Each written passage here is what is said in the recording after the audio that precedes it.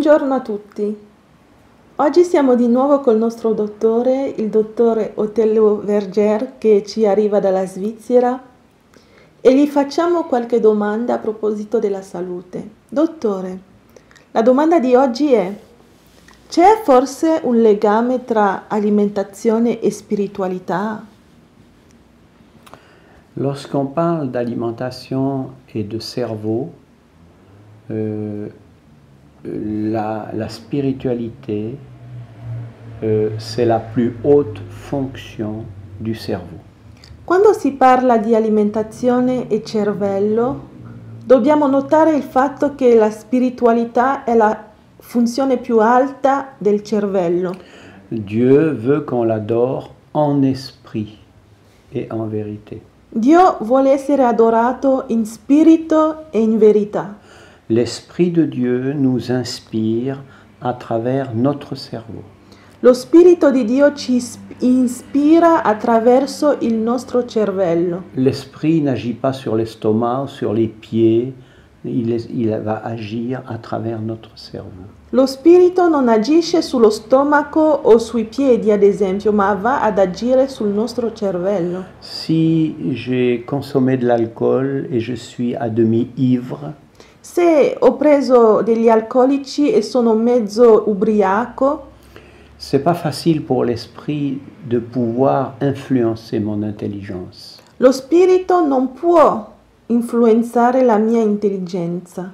Si je suis sous l'emprise de la drogue, Se sono dipendente da droghe, l'esprit n'est pas libre pour pouvoir atteindre à travers mon cerveau, mon intelligence pour les décisions à prendre. lo spirito di Dio non ha libero accesso al mio cervello per le decisioni importanti da prendere. Normalement, dans l'optique de Dieu, l'esprit devrait commander au cerveau. Normalmente, nel piano del Signore, lo spirito dovrebbe parlare al cervello Et le cerveau, les fonctions de l'esprit pour le cerveau, c'est à la fois l'intuition, la conscience et l'adoration. e le funzioni dello spirito sul cervello sono la coscienza, l'adorazione e L'intuition. l'intuizione. L'esprit peut parler à mon esprit et me donner une idée immédiate. Lo spirito di Dio quindi può parlare al mio spirito e darmi un'idea immediata. Mais Dieu a placé en l'homme la conscience qui est un thermomètre pour lui dire ce qui est bien ou ce qui est mal. Ma Dio ha messo nell'uomo la coscienza che è una misura per fargli capire cosa è bene e cosa è male. De la même manière, lorsque j'adore Dieu, je m'élève par mon esprit vers son esprit pour recevoir de lui des instructions. Nello stesso modo, quando io adoro Dio, io mi collego col mio spirito al suo spirito per ricevere delle istruzioni. J'ai besoin de toute mon intelligence pour pouvoir apprécier ce que Dieu veut me dire. E ho bisogno di tutta la mia intelligenza per poter apprezzare quello che il Signore mi vuole dire. Et la Bible définit l'intelligence. Sì, e la Bibbia definisce l'intelligenza. L'intelligence, c'est celui qui connaît Dieu, L'intelligente è colui che conosce Dio, qui est capable de capter le message de Dieu. che è capace di capire, di percepire il messaggio di Dio, pour pouvoir prendre des décisions et diriger sa vie. per poter prendere delle decisioni e poter dirigere la propria vita. Parce que le prophète Jérémie, qui connaissait Dieu, il a dit « Je le sais, ô Dieu, il n'est pas au pouvoir de l'homme de diriger ses pas.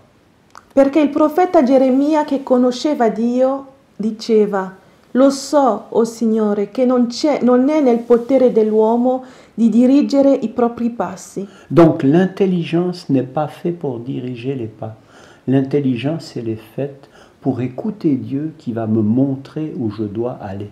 Quindi l'intelligenza non è fatta per dirigere i propri passi, ma per ascoltare Dio che ci indicherà dove dobbiamo andare. Et c'est la raison pour laquelle Dieu voudrait que notre corps soit le temple du Saint-Esprit.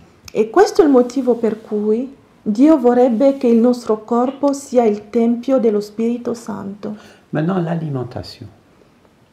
Si je me nourris mal, je vais diminuer la capacité de mon cerveau, donc de mon intelligence.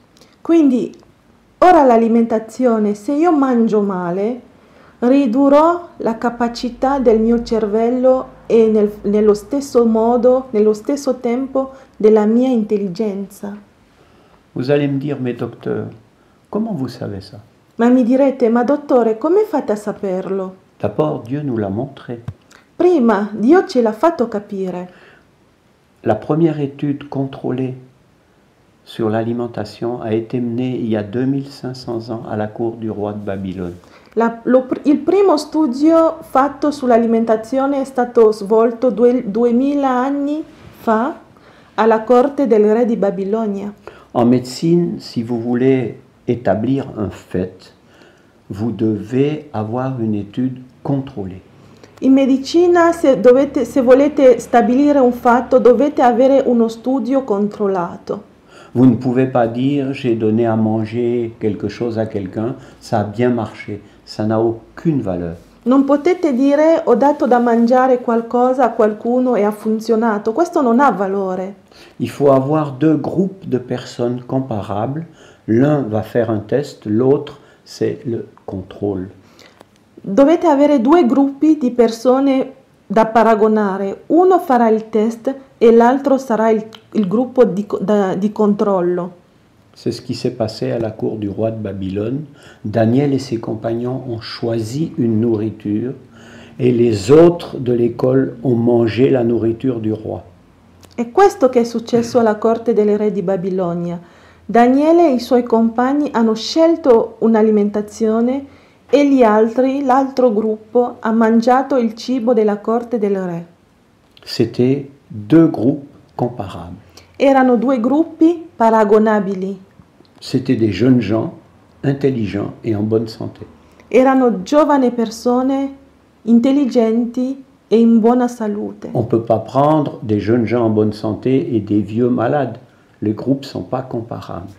Non si può prendere un gruppo da giovani in buona salute e un gruppo da anziani ammalati, non sono paragonabili quei due gruppi. Mais là, les deux groupes étaient comparables. Ma questi due gruppi invece erano paragonabili. L'essai a duré 3 ans.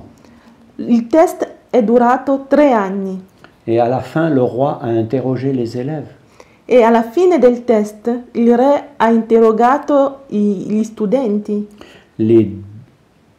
Ceux qui ont choisi comme Daniel une nourriture particulière, Quelli che come Daniele hanno scelto un'alimentazione particolare, végétalienne, vegana, leur intelligence était 10 fois supérieure. la loro intelligenza era 10 volte superiore. Donc il y a un lien entre l'alimentation. Quindi c'è un legame tra alimentazione e spiritualità. Vous allez me dire, mais docteur, mais est-ce que la science a vraiment découvert quelque chose en rapport avec ce que raconte la Bible? Ma mi direte, ma dottore, la scienza ha veramente scoperto qualcosa in rapporto con quello che dice la Bibbia? Les études actuelles Gli studi attuali, qui sont menées surtout aux États-Unis, au Japon, en Chine, che sono svolti soprattutto negli Stati Uniti, in Giappone, in Cina, ont toutes confirmé que l'homme n'a jamais été programmé pour manger des cadavres. hanno tutti questi studi hanno affermato che l'uomo non è fatto per mangiare cadaveri, Mais que la meilleure nourriture pour l'homme, c'est les semences. ma che il cibo migliore per l'uomo sono i semi. Et alors, quand on prononce le mot semence, ça me rappelle encore plus loin que Daniel.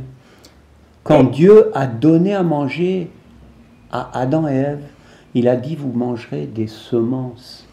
E quando si evoca la parola semi, mi fa pensare, mi fa andare ancora più in là, prima di Daniele, quando il Signore ha fatto Adamo ed Eva e gli ha detto mangerete dei semi. Et il y a beaucoup de chrétiens qui ont entendu la science pour croire à ce que Dieu dit. Ma purtroppo ci sono tanti cristiani che hanno aspettato la scienza per credere in quello che Dio aveva già detto. Mais ils sont tous morts Ma sono morti tutti de maladie di malattie parce qu'ils n'ont pas cru à la parole de Dieu. perché non hanno creduto nella parola del Signore. Grazie mille, dottore. Grazie a tutti e alla prossima.